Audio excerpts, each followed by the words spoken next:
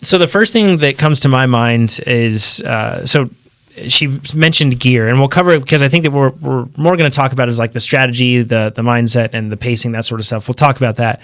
But on the gear side of thing, we've mentioned this so many times, and especially with mountain bikes, make sure you have a lot of gears. If you have the liberty to be able to get a drivetrain, and upgrade that sort of a thing, get either the new, you can get Shimano XT has really wide range. The new XTR is really hard to get right now. I don't know if it's even readily available, but that has really wide range.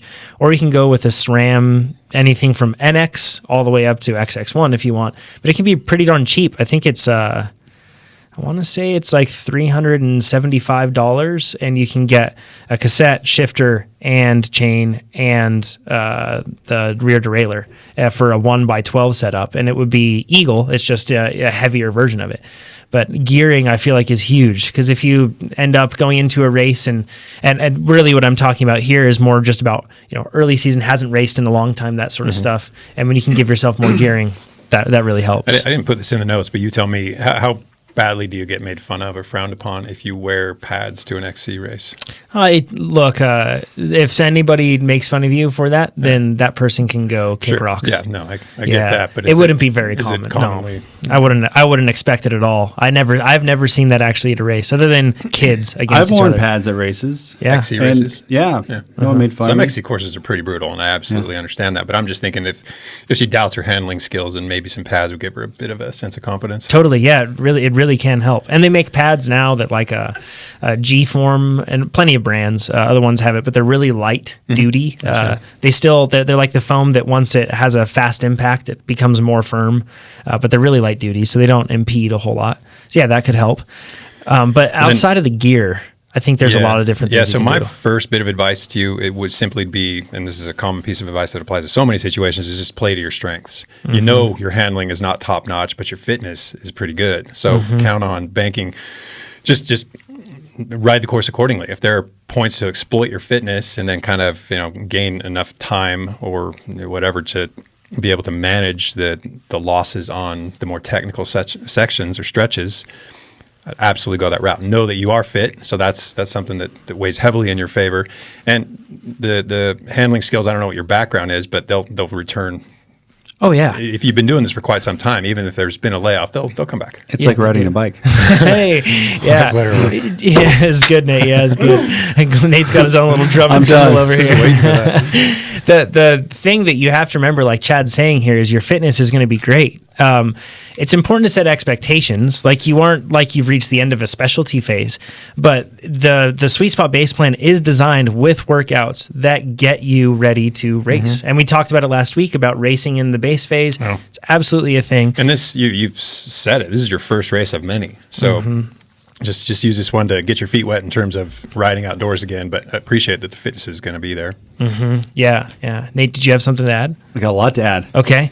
Yeah, jump in. I'm going to jump in. There are multiple aspects of this. One is going straight from the trainer to a race is, she says, not ideal. It is really good. It's worked for me really well. It's worked for you in the past, right? You said you and Bubba, I can never say Bubba's last name, right? Melcher. So our team was Clover at the time, and we spent the entire winter indoors. I don't think any of us did an outdoor ride. Maybe a couple guys went out one time sort of thing, or got a weekend or two, but it wasn't much. And I know, based on how often I was training indoors and they were there most of the time, they were doing the bulk of their training, if not all of it, indoors. And then we go to the Southern Nevada stage race and just owned it. I mean, I won the overall. We went 2-3 in the TT, 1-2-3 in the crit, something like that. I mean, we owned it. And this was a combined 35 plus, 45 plus field. So this was, I think, 90 guys. It was a good sized field. And we had the fitness. We didn't have the exposure to the outdoor. We did have a lot of experience, so we knew basically how to ride our bikes, but we hadn't been on them in quite some time. That's a little unnerving, especially in a big, fast rolling pack. That is the second thing that I want to talk about is so this is mountain biking, which is a little bit different.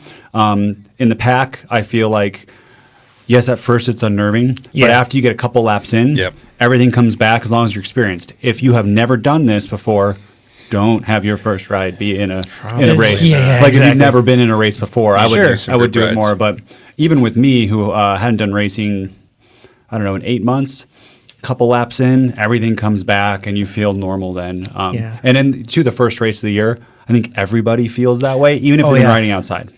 Always remind yourself that if you're feeling like something because of a general rule, like this is the first race of the year, that sort of thing, remind yourself that everybody else likely is feeling the same thing. Early season races, even the best racers are a bit twitchy.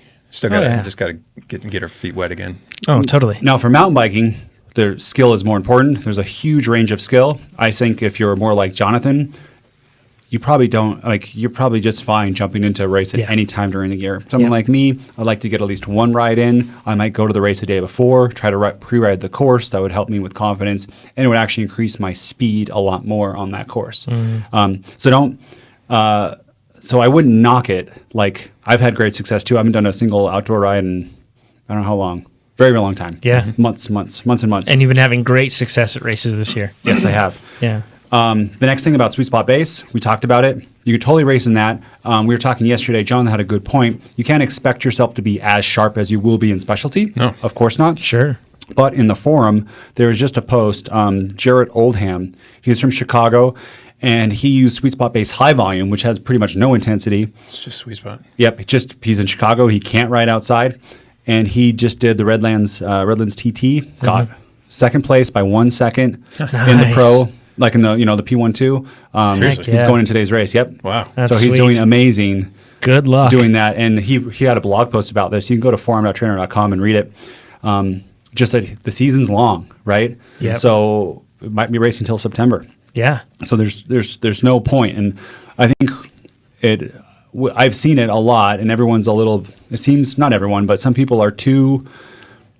They want to do too much preparation to get to race. Like, I'm not race ready. Yeah, that's common. You're told, yeah. Why is that? I think a lot of it is because of mismanaged expectations. Like a lot of people go into a race and they build up the hype or the pressure on themselves to absolutely win every time that they come into a scenario, or PR, wherever else it is, that they come into a situation where they basically it's tough. Like you build this up. I did this my whole life with racing motocross, and it sucked because it made me not want to race. But I basically thought I was up here at one point and I had a great achievement, and that's where I need to be at all times, right? And I never let myself mentally fall from that. So then anytime I raced and that was reaffirmed, it made me not want to race my bike. And I think it's just because it's natural for us to want to hold on to that success that we've had. Yeah. But the point is, if you look back from wherever that high point of success was, I guarantee you if you look back at it, you had a bunch of results that built and brought you to that point.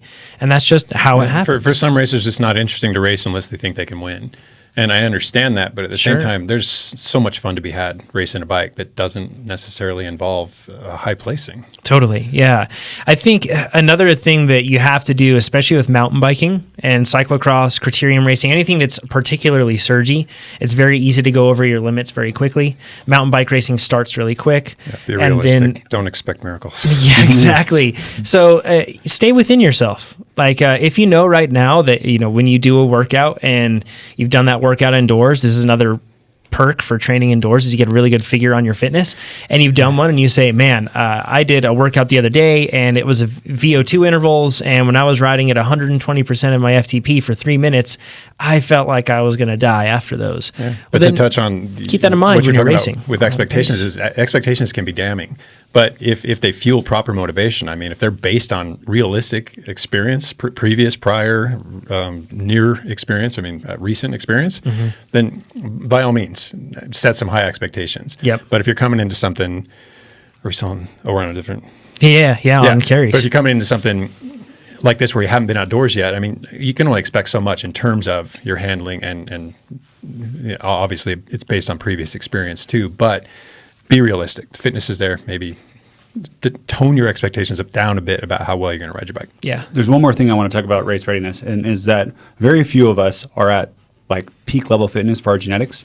And you got to think about it like, so let's say your FTP is 200, and then all through the winter you do only sweet spot, and you get your FTP to 250. You're like, but I can't do any VO2 max intervals. They hurt. I can only do 115 for a couple minutes. But if you think of it relative to where you were before, even if you were totally sharp at 200 watts, 250, it's a whole new ball game. You're faster. You're way faster, and you don't necessarily need to like be doing VO2 max workouts before.